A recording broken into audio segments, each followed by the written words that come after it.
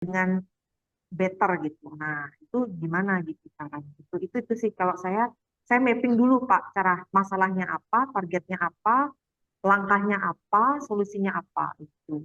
Tapi saya yakin setiap HR punya seninya yang beda-beda ya Pak Carah ya. Itu yang pertama yang saya lakukan. Jadi kalau saya itu baru join perusahaan itu pasti saya ukur 3 bulan pertama saya kerja itu harus ada achievement. Itu harus ada 3 bulan pertama, 6 bulan pertama, 9 bulan, setahun. Sekarang saya udah 1,5 tahun, 1,5 tahun. Jadi sekarang udah bisa berjalan sistematis aja semuanya gitu. Tapi memang butuh proses ya. Terus juga yang kedua adalah kenapa saya bisa sampai di posisi saat ini susah sebenarnya ya teman-teman karena tidak mudah saya tahu di luar sana itu sebenarnya ada banyak berbagai program ya misalkan ada manajemen trainee ya misalkan seperti di hotel BUMN atau di big companies di Indonesia itu ada manajemen trainee atau misalkan ada development program trainee seperti itu. Nah, kebetulan memang saya tidak mengikuti itu gitu, tapi saya selalu yakin ketika perusahaan tidak memiliki career path untuk saya, maka saya akan membuat career path itu sendiri. Saya tipikal anak muda yang cukup ambisius ke arah yang positif, Pak Cerah. Saya tipikalnya Iya, gitu, jadi saya tuh iya, tipikalnya bagus. kayak gitu. Saya tuh tipikalnya harus ngejar gitu kalau saya tuh tipikalnya gitu. Jadi misalkan kalau di kantor saya tidak dapat pelatihan, ya udah saya ikut pelatihan sendiri aja gitu. Jadi saya tuh kayak saya tuh memang tipikalnya adalah tipikal saya tuh oke kalau kantor saya nggak mau bayarin saya pelatihan atau sertifikasi HR ya udah saya aja yang menginvestasikan diri saya karena kalau saya selalu berprinsip saya tuh sebenarnya kerja dan punya potensi seperti saat ini tuh untuk saya pribadi dan untuk di tempat saya kerja di tempat saya home base saya gitu itu tuh saya selalu percaya gitu. Jadi sebenarnya kemanapun misalkan saya berpijak, kemanapun saya kerja ya, saya memang punya kompetensi udah sejauh ini gitu. Dan memang eh, konsekuensinya di waktu ya Pak ya. Jadi tidurnya kurang, tidurnya jadinya kurang gitu Pak. Iya, iya. Jadi kayak teman-teman mungkin yang seumuran saya masih bisa hangout ya, saya belajar terus kayak gitu. Tapi kalau saya sih selalu percaya, mungkin saya sekarang susah ya gitu bersesusah saat ini ya, mungkin nanti saya bersenang-senang di kemudian hari seperti itu. Yang penting harus ada balancing aja gitu. Lalu yang ketiga tadi mengenai revenue ya, Pak Carah ya. Nah, Betul. revenue ini cukup cukup cukup menarik ya. Revenue ini sebenarnya bagaimana caranya ketika kita talent mapping, talent management, dan juga jadi semuanya ini saling terintegrasi ya Pak Carah ya betul ya dan juga teman-teman ini saling terintegrasi, saling terkoneksi gitu ya. Misalkan antara kalau di kantor saya saat ini antara dokter, tim operasional, HR, perawat gigi, front office, terus ada berbagai layanan tambahan lainnya lalu juga ada farmasi dan segala macamnya. Nah, ketika semuanya udah engage, udah saling terkoneksi, sudah punya persamaan persepsi mengenai visi misi core value dari company, itu memang akan lebih mudah banget untuk dibentuk ke depannya. Kita bisa jalan bareng-bareng beriringan gitu untuk bisa mengejar itu gitu. Sekarang itu sudah naik ya, sudah naik. Mungkin karena itu konfidensial, saya tidak bisa sebutkan, tapi memang meningkat terus gitu, bersyukurnya. Sekarang tugasnya adalah menjaga itu gitu, minimal sama atau meningkat. Karena kan pasti kalau seorang owner ya direktur pasti inginnya grafik revenue atau ROI naik terus ya Pak Carahya betul ya. Nah sekarang Iya, gimana HR itu bisa ngebooster karyawan gitu. Jadi HR itu harus tahu potensi karyawan itu di mana, karena kadang itu tidak semua karyawan itu tak mau memperlihatkan potensi kelebihan mereka. Atau kadang mungkin juga karyawan yang kerjanya tenggo gitu ya, yang langsung go gitu. Tidak salah juga gitu, tapi memang tugasnya HR itu gimana caranya supaya kita itu bisa membooster atau develop atau upgrade potensinya mereka gitu.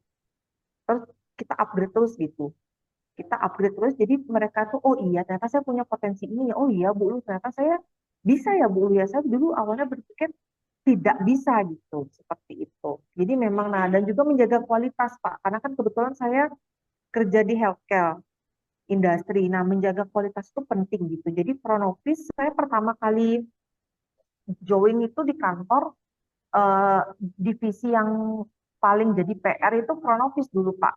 Di kantor tempat saya kerja. Front office-nya kok kayak gini ya? Coba deh kamu sebagai HR manager pikirin gitu, baiknya gimana gitu. Saya cobalah riset gitu. Saya coba juga ngobrol-ngobrol, diskusi sama teman-teman saya di hotel gitu ya, direktur dan juga HR manager di hotel. Saya coba ngobrol gitu. Karena saya ingin, eh, kami di klinik gigi, tapi saya pingin hospitality dan frontliner saya tuh kayak di hotel gitu, pelayanannya. Jadi saya riset dulu, oh oke, harusnya kayak gini gitu. Jadi banyak training yang diadakan internal ya, tapi waktu itu saya juga berinisiatif untuk mengundang expertise juga gitu untuk memberikan training gitu. Terus mapping pekerjaan, merapikan workflow-nya yang awalnya kurang bisa berjalan dengan bersinergi, akhirnya semuanya kita bedah ulang job desk-nya mereka, workflow-nya mereka gitu. Sehingga tahu oke, caranya seperti ini, ritmenya tuh harusnya kayak gini, kayak gini, kayak gini gitu. Akhirnya sekarang bisa berjalan baik seperti itu. Jadi company-nya jadi growth terus gitu. Itu sih apa namanya, memang merapikan organi organization development itu sulit. Saya akuin itu sulit banget karena bisa sampai di tahap sekarang itu butuh proses yang super ini juga sih, super intensif banget seperti itu. Ya, terima kasih Bu Putu Briarti, mantap. Terima Thank you kasih. Pak Cara. Bisa Thank you, dijelaskan thank dengan you. baik ya, Pak. Baik, untuk pertanyaan selanjutnya masih dibuka sesi Q&A-nya. Boleh para peserta yang ingin bertanya, boleh mengajukan pertanyaannya ya. Nah, saya juga punya tips nih teman-teman. Dulu ya, pas saya kerja di kantor sebelumnya ini, Pak Niki juga tahu. Saya ingin belajar HR lebih dalam karena pada saat itu posisi saya masih HR supervisor. Cara yang saya belajar dengan lebih mendalam adalah saya menawarkan diri ke Pak Miki. Ini sebuah tips ya. Pak Miki, saya boleh nggak jadi moderator? Maksudnya adalah supaya saya belajar dan itu gratis gitu. Itu saya sering banget tektokan gitu, Pak Miki, saya boleh nggak jadi moderator? Karena saya suka banget sama topik ini. Kayak gitu. Itu tuh saya tuh semangat belajar saya tuh kayak gitu. Jadi kadang beliau menawarkan, lu mau nggak jadi moderator topik ini, tapi misalkan weekend atau misalkan hari kerja tapi malam, kamu nggak siap Pak, saya mau gitu. Karena saya berpikir, oke, kalau saya tidak ada uang atau uangnya terbatas gitu, saya ingin dapat ilmu. Gimana caranya? Ya udah, saya menawarkan diri aja gitu jadi moderator gitu. Sehingga saya bisa belajar ya, ilmu saya bertambah, tapi tidak ada uang yang saya keluarkan gitu. Kadang ada sih cara-cara cerdik yang saya lakukan. Thank you ya Pak Miki. Tidak sia-sia ya. Jadi memang kita yang penting semangat belajar ya. Kalau saya lihat Lupu itu memang awalnya kan ya ini selain kita sambil belajar ini ya komunikasi juga ya. Kalau moderator kan bagaimana kita berkomunikasi dan ilmunya kita dapat ya. Jadi bagi yang katakan mau hemat uang atau mau gratis kayak itu kesempatan, makanya saya pernah tawarin ya banyak yang mau tapi terakhir karena bentrok jadi nggak jadi ya. Jadi salah satu wadah ini memang awal kita siapkan ini semua gratis dari awal ya, cuma pesertanya terlalu banyak jadi ada yang udah ambil materi kabur nggak mau hadir online, jadi pembicara kita merasa tidak dihargai gitu loh, jadi hanya kita yang berbayar selanjutnya ini ya. Jadi untuk teman-teman kita tetap terbuka yang mau jadi moderator atau mau jadi pembicara di hari tetap kita buka ya. Thank you Pak Miki ya. Jadi HR Wikipedia itu sesungguhnya juga salah satu media belajar saya di HR. Jadi sampai saya di tahapan seperti itu saya juga banyak belajar juga gitu. Jadi saya lihat karena kan topiknya Silakan banyak. ulang lanjutkan mungkin. Ya, kayak gitu. Jadi memang karena dari berbagai expertise ya, jadi akan ada yang bahas soal kepegawaian, ada yang membahas soal ketenagakerjaan secara hukum gitu ya, kebijakan dan segala macamnya itu sangat menarik sekali gitu. Jadi karena supaya kita juga update terus ya dengan perkembangan HR saat ini seperti itu. Silakan untuk teman-teman. Wah, ini Pak Miki ada yang menawarkan diri, Pak. Pak Marco, saya mau jadi moderator juga. Ih, mantap.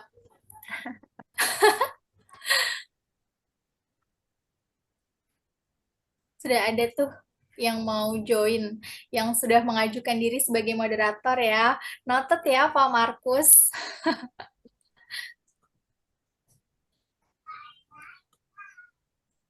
Baik, apakah masih ada yang mau bertanya lagi? Pak Markus mungkin mau bertanya.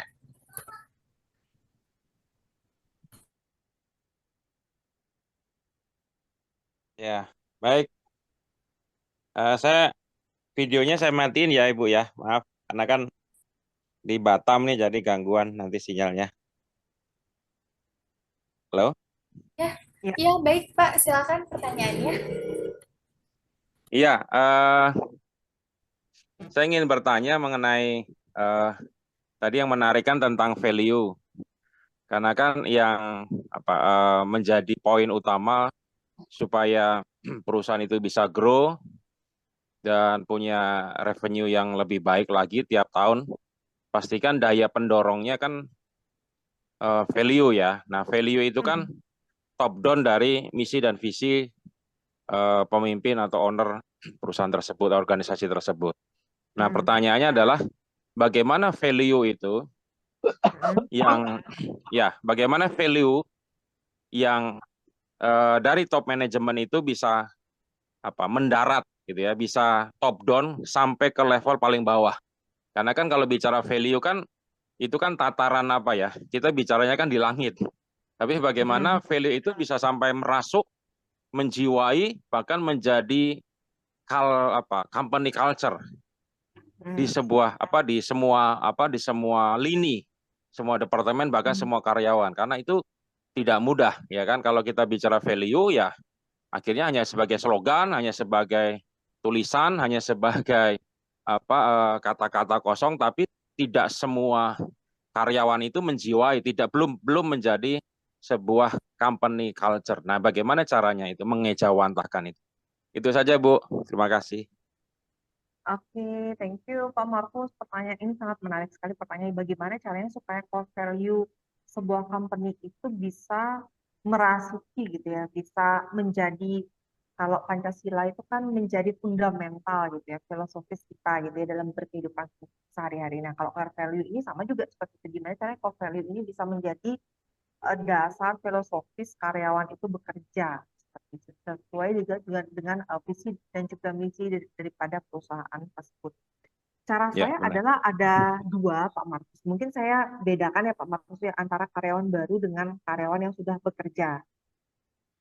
Karyawan baru itu biasanya pada saat onboarding itu di induction session saya akan menampilkan company profile, breakdown-nya ada banyak ya, company profile, terus juga ada job desk, dan juga tentunya ada core value. Nah, core value ini dibahas berulang-ulang pada saat onboarding session itu. Kalau di tempat saya kerja itu saya bahas berulang-ulang. Karena supaya sampai dia tuh paham, oh oke, karakter karyawannya klinik Dia Dental Center itu ya harus kayak gini gitu. Kalau saya nggak punya karakter ini ya berarti saya harusnya punya gitu. Gitu. Jadi seperti itu. Itu kalau karyawan yang baru join. Kalau karyawan yang sudah lama join, nah itu caranya adalah pada saat briefing ya, di reminder lagi mereka ya, dan juga pada saat training. Training itu kadang saya ada aja sih menyelipkan itu soal core value itu tadi. Sehingga mereka jadi oh iya, dia itu atau klinik Dia Dental Center itu core value itu ini. Saya harus punya karakter ini gitu. Karena karakter dari Dia Rangers itu karakter sebutan di tempat saya kerja. Jadi karakter Dia Rangers itu harus kayak gini gitu. Karena core value itu ini gitu. seperti itu. Nah, jadi ketika seperti itu mereka jadi lebih paham, oh iya ya, oh iya benar, kita harus punya karakter ini gitu supaya kita bisa maju bareng-bareng gitu.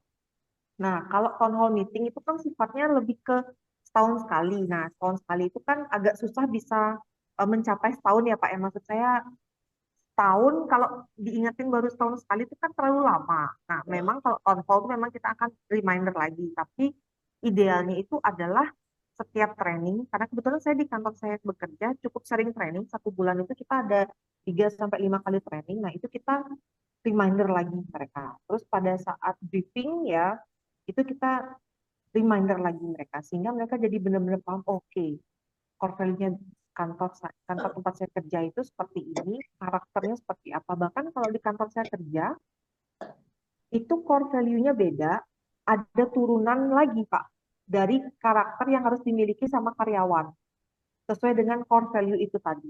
Gitu. Jadi sampai di breakdown lagi. Sehingga karyawan itu paham, oh, oke, di kehidupan sehari-hari saya ketika saya bekerja itu saya harus punya karakter ini gitu. Misalkan contoh, karena kami di bidang healthcare medis, gimana caranya supaya kita itu bisa punya analytical thinking dan problem solving yang baik gitu. Contohnya gini, ada pasien, ini saya contohin di tempat saya kerja aja ya Pak ya, yang lebih relate dengan saya. Saya contohin pasiennya itu dia komplainnya itu dia datang dengan keluhan sakit gigi, tapi kita nggak tahu sakit giginya itu apa. Nah, misalkan dokter spesialis yang harusnya menangani itu ternyata sedang tidak ada, gitu, sedang cuti. Gitu. Nah, si front office itu karena dia sudah tahu core value dan juga karakter yang harus dimiliki sama karyawan yang bekerja di perusahaan saya itu seperti apa, sudah saya rutin hmm, sudah rutin juga mengikuti training juga. Jadi mereka tahu gitu, mapping kompetensi dokter. Oke, dokter spesialis A cuti, saya bisa kasih ke dokter GP atau general practitioner yang lain dulu. Barangkali untuk konsultasi aja dulu. Sehingga kita tidak menolak pasien. Nah, di sana kan dibutuhkan problem solving seorang front office. Itu basic contoh banget itu yang saya contohkan. Contohnya seperti itu. Karena kembali lagi ketika saya misalkan kerja di bidang medis, kita pasti tentunya ingin memberikan kebermanfaatan untuk masyarakat lebih luas. Jadi jangan sampai misalkan, wah kok sakit gigi ya, sakit giginya di sebelah mana? Iya pokoknya sakit gitu. Terus kronovis karena cuek gitu ya, cuek ya udah gitu. Maaf ya dokternya, maaf ya dokter spesialisnya tidak ada sedang cuti. Habis itu pasiennya disuruh pulang gitu. Nah, itu kan berarti FO tidak punya problem solve yang baik. Nah, katanya seperti itu. Jadi memang itu harus dijelaskan berulang-ulang kali. Kalau saya sih juga menjelaskannya itu bukan kaku breakdown dari karakter atau kata enggak, tapi contoh lebih ke contoh hal yang mereka temui sehari-hari. Jadi mereka menemukan A, caranya itu menyelesaikan itu B.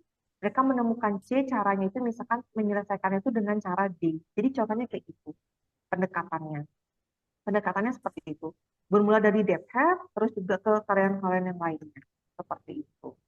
Seperti itu, contohnya seperti itu. Dan itu memang butuh, saya merasa memang butuh waktu ya Pak Markus ya, tidak bisa instan memang, tidak bisa instan. Tapi kalau saran saya adalah mungkin ketika morning briefing bisa diterapkan ketika sebelum morning briefing disebutkan dulu ya core value dari perusahaannya apa, terus misalkan kalau memang belum ada karakter karyawan yang harus dimiliki, breakdown dari core value mungkin bisa dibuatkan Pak, sehingga bisa dilafalkan setiap hari sama di belakangnya itu dikasih contohnya.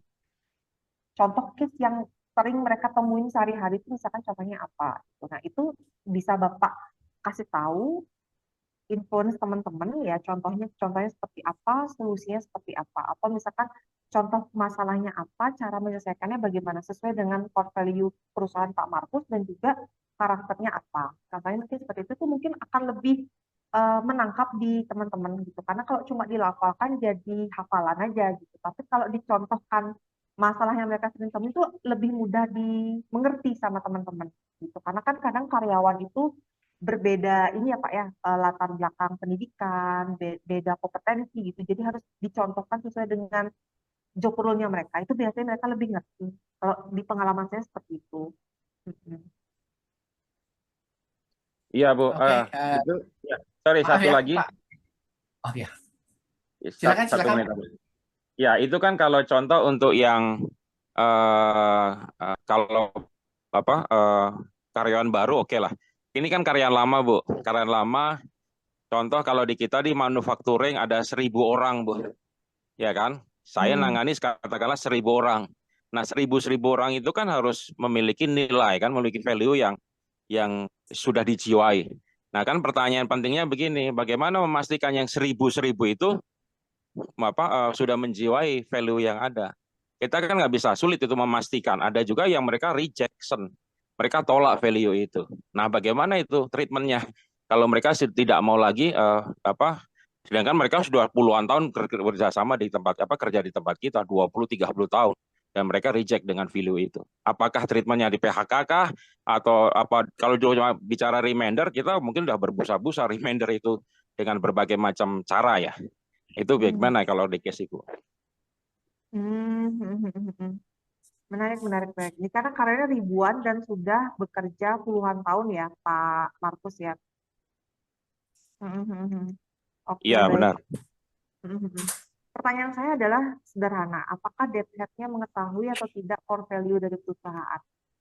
Karena debt head, tugas debt head adalah perpanjangan tangan HR. Kalau debt head-nya tidak memahami dan meresapi core value dari company, saya rasa dia akan juga susah distribute itu kepada timnya. That sudah pasti, Bu. Sudah pasti 1.000% dia sudah pasti memahami.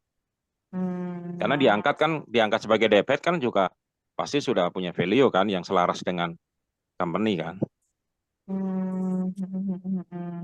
Nah, kendala yang terjadi di perusahaan Pak Markus ketika dia tidak mencapai core value yang sesuai itu, apakah jadinya demanding dengan kebijakan perusahaan?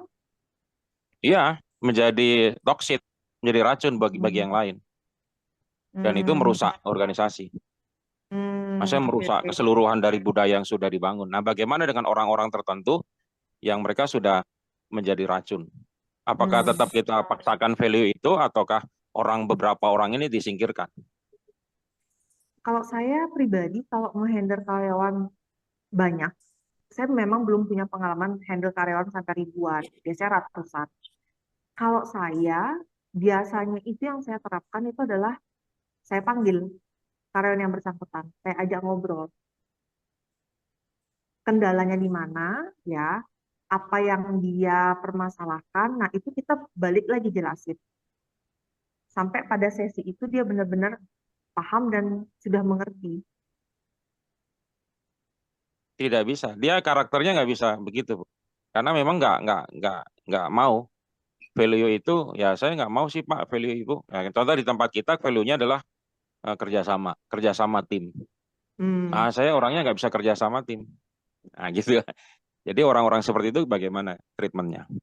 Nah, kalau treatmentnya, kalau memang berdasarkan performance appraisal-nya itu kurang, berarti kan nanti harus dikasih waktu nih Pak. Oke, Tapi secara kamu target dia bagus. Target individu dia bagus. Apa yang kita kasih kerja, target katakanlah 10, dia bisa 11, bisa 12. Jadi kendalanya hanya di bagian kerjasama. Kerjasama tim, agak sulit. Komunikasinya bagaimana? Komunikasi dengan tim yang lain bagus. Maksudnya kerjasama tim yang lain itu ya kalau saya job desk-nya ini ya ini aja. Contoh job desk-nya dia 12 ya 12, saya nggak mau tambah-tambah yang lain. Gitu. Jadi lebih banyak dia kuatnya di individu. Kerja individu, oh dia bagus. Tapi kalau udah kerjasama tim, babak belur. Nah itu kan agak sulit value masuk ke sana. Walaupun dia orang-orang lama, udah 20-30 tahun. Ya, luput tuh mungkin saya ada tambah. Kalau itu Ya. mungkin problem. Jadi begini, Hmm. Kembali lagi kan ini namanya kalau kita ngomong value ya itu kan turunan dari visi misi ya. Jadi artinya kembali lagi ke nilai atau value dari perusahaan itu ya. Kalau yang seperti diangkat permasalahan itu, jadi memang ini kita harus tibakan istilahnya posisi atau level yang lebih tinggi dari dia ya. Apakah Hmm. ada GM atau direktur yang lebih tinggi dia ya.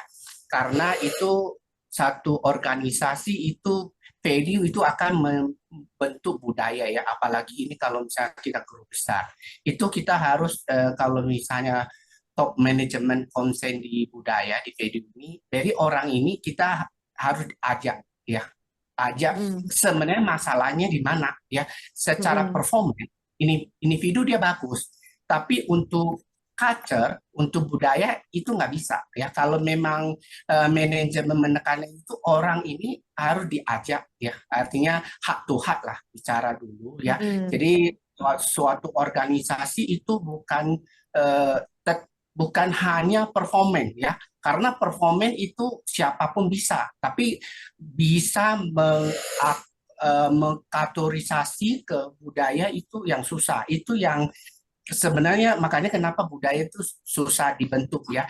Jadi salah satunya kan ini sebenarnya kasus ini kan baru tadi pagi ya dibahas di HRWiki. Jadi memang harus dibina ya dan dibina kita harus libatkan yang katakan level yang lebih tinggi kita ajak heart to heart bicara katakanlah empat mata atau apa sebenarnya problem dia apa kenapa nggak bisa kerja Hmm. sama ada kendala mana gitu ya. Kita harus lihat ya terus apakah yang tadi mention itu perform dicapai apa ya benar itu sesuai posisi dia atau memang terlalu kecil bagi dia ya kinerjanya itu. Jadi banyak faktor yang harus kita nilai. Yang jelas kalau sampai level dia katakan udah level tinggi dan itu sebenarnya secara simultan seharusnya untuk komunikasi dan teamwork dia seharusnya juga cukup bagus ya. Meskipun secara permukaan gitu di dalam mungkin ya mungkin kadang-kadang dia ada yang nggak suka apa mungkin dia bisa tampil tapi secara global seharusnya dia menunjukkan satu teamwork yang bagus apalagi berhubungan dengan sesama level katakanlah manajer gitu loh ya yang jadi Hmm. makanya itu harus dicari root cause-nya kenapa kok teamworknya dia agak susah gitu loh pasti ada Hmm. sesuatu yang apakah ke semua orang atau ke satu orang aja atau apa yang menjadi ganjalan dia sehingga itu teamworknya itu ya jadi perlu di assess lagi gitu lebih dalam gitu ya itu tambahan dari saya. Ya, thank you Pak Miki. Betul. Jadi seperti yang tadi saya sampaikan di awal itu adalah harus diajak ngobrol, harus diajak ngobrol, dipanggil dari hati ke hati, dicari tahu kendalanya seperti apa. Karena sepengalaman saya itu kadang karyawan itu dia sebenarnya bisa kerjasama, cuma dia itu nggak suka kerjasama dengan si A atau si B, kadang spesifik atau misalkan mungkin karyawannya itu sudah pernah berusaha untuk bekerja sama, cuma ternyata temannya atau rekan kerja itu tidak menyelesaikan pekerjaan itu, sehingga dia itu jadi mangkal sendiri. Kok nggak diselesaikan sih gini dah kalau kalau saya ngasih dia kerjaan pasti nggak diselesain ya gitu. Jadi ya udah mendingan saya kerjain sendiri aja gitu. Ada juga kadang tipikal karakter karyawan seperti itu. Makanya kadang mereka tuh bukannya tidak bisa bekerja sama, sih lebih kayak tidak mempercaya orang untuk mengerjakan pekerjaan itu bersama-sama. Kurang lebih seperti itu. Nah, ketika kita sudah tahu, kita sudah ngobrol sama dia. Nah, ketika coaching itu juga metodenya ada banyak ya. Biasanya kalau saya sih lebih menerapkan ke, saya lebih banyak, saya bertanya satu hal, dan saya akan lebih banyak mendengarkan aja. Karena saya ingin tahu dari perspektifnya dia. Gitu. Oke, oh oke, ternyata dia tuh masalahnya kayak gini, gini, gini. Nah, setelah dia sudah selesai mengeluarkan segala unek-uneknya, gitu, kenapa dia tidak bisa melakukan hal tersebut, barulah, oke, nah kita coba breakdown ya. Kamu tidak bisa bekerja samanya itu dengan semua orang atau dengan orang tertentu. Oh, saya bisa kok kerja sama sama si E, tapi sama si A enggak. Kenapa? Iya, si A tuh jelek banget, Bu, komunikasinya. Menurutmu jeleknya gimana? Iya, masa kalau saya serah terima pekerjaan nih di di logbook masa dia ngisiin tanda pentung 3, maksudnya tanda seru 3, itu saya punya karyawan kayak gitu. Tanda seru 3 kan itu artinya maksa ya gitu. Padahal kalau misalkan kita dari perspektif yang berbeda, maksud itu urgent gitu. Tapi kadang karyawan itu juga menanggapi berbeda kan gitu. Tiap orang punya perspektif yang berbeda ya. Kita coba meluruskan kembali. Kita coba ajak dia untuk melihat perspektif yang berbeda gitu. Karena kadang kalau kita tidak mengajak seperti itu dan berlarut-larut, ya dia akan tidak bisa berubah. Akan tetap aja seperti itu gitu. Dan itu agak susah jadinya seperti itu. Seperti itu. Kita akan susah mengajak yang bersangkutan untuk bisa berkembang bersama itu agak susah gitu. Karena dia akan eh, mengerjakan pekerjaan ya udah sendiri aja gitu. Tapi ketika di rolling ya jadi susah gitu. Seperti itu. Itu sih biasanya memang harus ngobrol dari hati ke hati itu seperti itu dan harus di breakdown permasalahannya seperti apa, terus juga diberikan solusi seperti apa dan kita yang ngatur. Kita dan dev head-nya dia yang mengatur itu gitu. Seperti itu. Oke, mungkin memperkaya ya kasus ini ya. Saya kasih contoh yang saya alami sendiri ya di satu perusahaan PMA Tiongkok ya. Jadi gini, kalau kita tahu ya di perusahaan Tiongkok yang mereka kirim ke sini levelnya bukan benar-benar level manajemen ya, bukan level manager atau direktur. Biasanya levelnya menengah gitu ya. Tapi dia sampai ke sini, ke Indonesia, mereka selalu asumsi dia levelnya lebih tinggi dari orang lokal ya, katakan udah level manager bahkan direktur ya. Jadi yang terjadi di tempat saya waktu itu ada dia finance ya. Jadi finance kalau kita dia posisi dia paling selevel senior staff ya. Menurut kami itu masih belum di level supervisor ya, level senior staff.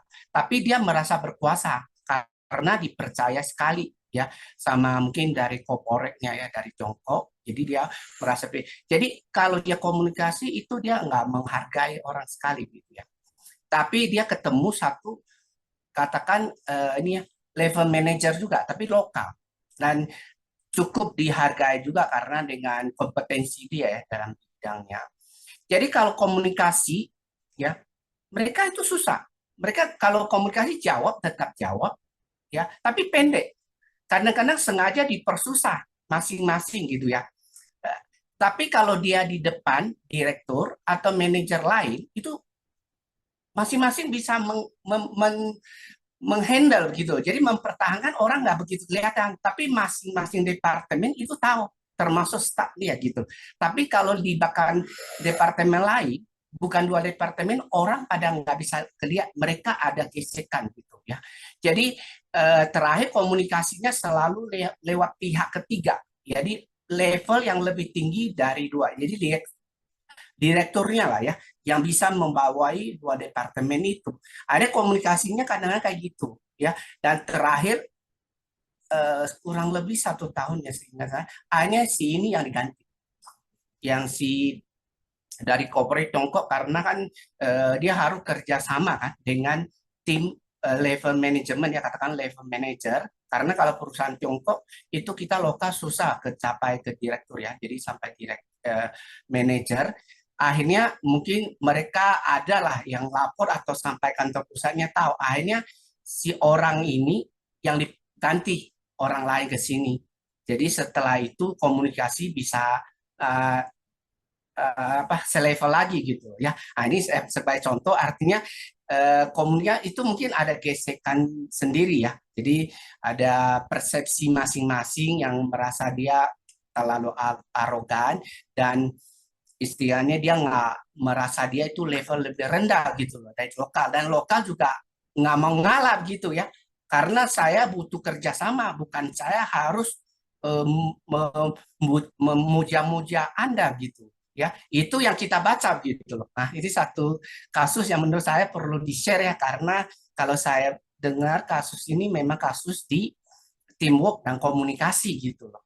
Jadi sama-sama karena merasa levelnya nggak mau ngalah gitu loh. Tapi mereka bisa menjaga gitu, dengan komunikasi ke yang lain mungkin mereka jaga gitu ya. Cuma kalau dia ke lokal yang orang ini memang kelihatan kebanyakan level manager itu diperlakukan kayak gitu. Tapi ada yang mungkin bisa terima ya.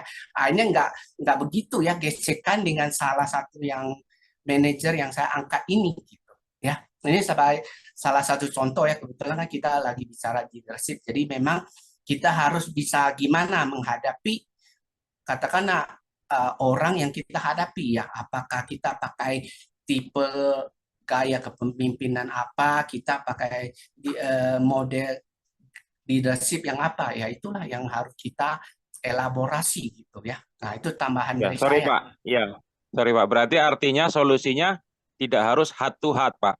Ganti orang itu juga bisa jadi solusi gitu, Pak. Solusi. Kan Jadi artinya jadi tingkat saya kembali lagi tingkat kondisi, makanya saya bilang ini harus dibahkan ya level yang case lebih and case tinggi ya. dari ya.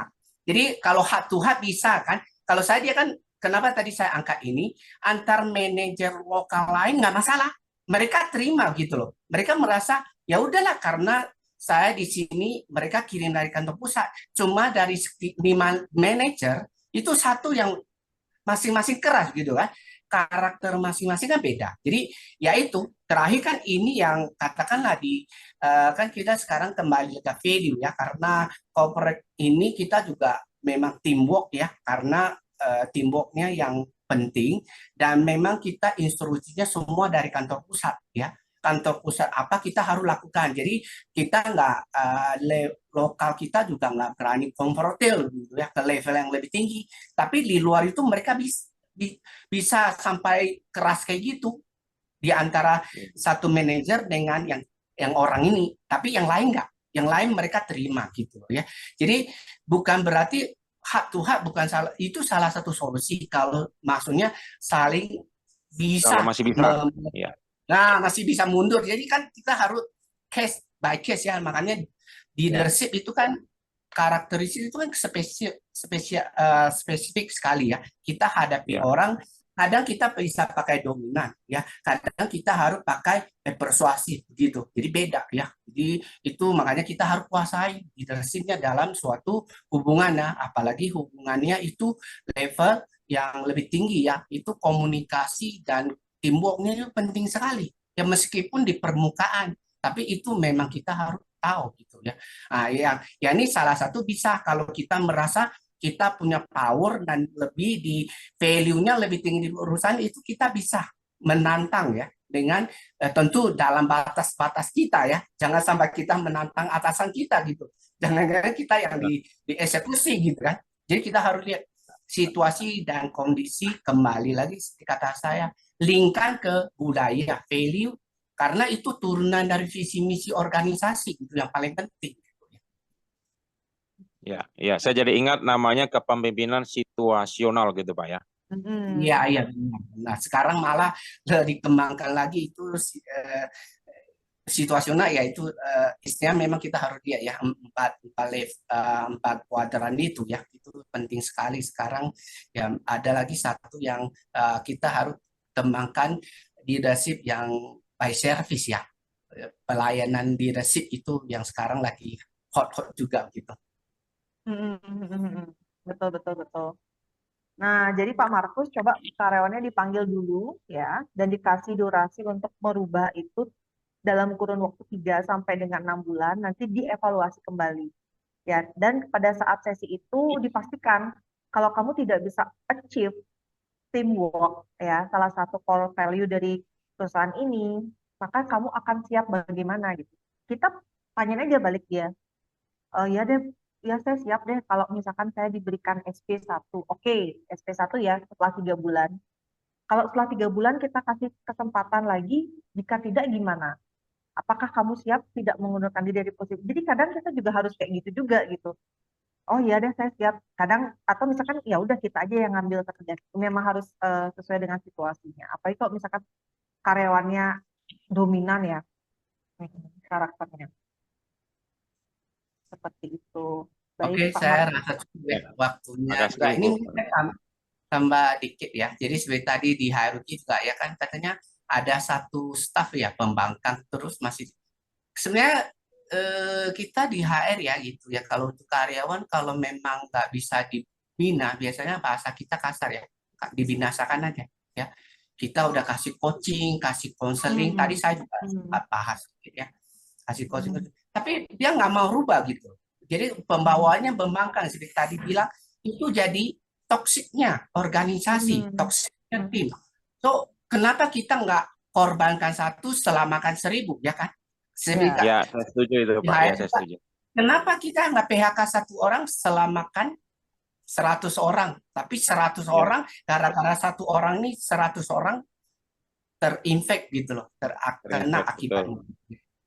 Ya, jadi sebelum closing, oke, ini saya tadi tertarik testimonial dari Luputu ya. Jadi memang belajar dimanapun itu pasti kita dapat sesuatu ya. Wadah kita udah sediain. Kalau misalnya kita mau yang gratis, Mas Bani ya, salah satunya di HRWiki ya. Jadi yang saya tertarik dengan kenapa testimonial ini, karena kita kalau mau berkembang, kita harus mau belajar apa aja ya. Kalau dari contoh itu kita waktu dia saya tawarin topik apapun dia terima. Artinya dia mau belajar semua aspek ya. Bukan cuma saya mau belajar IR, bukan saya cuma mau aja belajar payroll ya. Karena saya di payroll saya nggak mau belajar lain ya. Jadi kalau kita mau jadi berkembang ya. Mungkin salah satu lah ini kontribusi ya dari HRWiki, karena kalau saya dia perkembangan Luputu ya dari supervisor ke manajer cepat gitu. Waktu terakhir dia kasih tahu dia udah level manager, saya kaget gitu ya. Jadi ya itulah, kalau kita belajar ilmu yang tadinya kita anggap kita itu nggak berhubungan dengan kita, itu tidak akan rugi ya. Sesuatu akan kita pakai, apalagi kita di bidang HR itu spektrumnya atau bidangnya kan banyak ya, dari hire and dari hiring dan firing kan banyak ya, mulai dari rekrutmen sampai manajemen sampai OB kan itu banyak sekali ya. Jadi kita harus perlu belajar banyak supaya karir kita juga berkembang, nanti kita level ke manajemen ya. Karena kalau mau level manajemen itu kan kita harus generalis ya, jangan cuma kita jago spesialis satu bidang, itu nggak akan berhasil gitu ya. Jadi kembali lagi itu kita kesempatan wadah manapun kita belajar ilmu, apapun kita belajar, apalagi sekarang kan, sekarang kita harus HRBP kan, SABP kan. Jadi kita jangan cuma di situ, kita harus bisa membantu departemen lain. Jadi jangan kutak-atik di HR aja gitu ya. Nah itu tambahan saya. Waktu saya kembalikan ke Ulan dan Luputu. Thank you, Pak Miki, untuk kesempatan belajar dan juga sharing-sharingnya. Thank you ya, Pak. Iya, Ya, silakan siapa mau jadi pembicara, moderator, HRWiki tetap buka ya. iya, iya betul. Kita tunggu Ulan mungkin nanti jadi pembicara atau sebentar lagi jadi level manager ya. Amin, amin. Saya belajar banyak banget juga nih di sini, Pak. Aduh, kayak wah ternyata tuh sekompleks itu ya gitu, dan butuh apa ya? Butuh langkah-langkah yang memang sangat kompleks gitu untuk menjadi leader yang baik gitu kan. Dalam membangun leadership development itu memang diperlukan strategi dan langkah-langkah yang tepat dan efektif ya, sehingga dapat melahirkan talent-talent yang berkualitas di dalam organisasi gitu. Hari ini juga kita belajar bagaimana menjadi pemimpin yang baik yang memiliki value dan integritas dalam dengan program-program mentorship atau coaching yang inovatif. Terima kasih banyak Ibu Luh Budiarti yang sudah memberikan pemaparan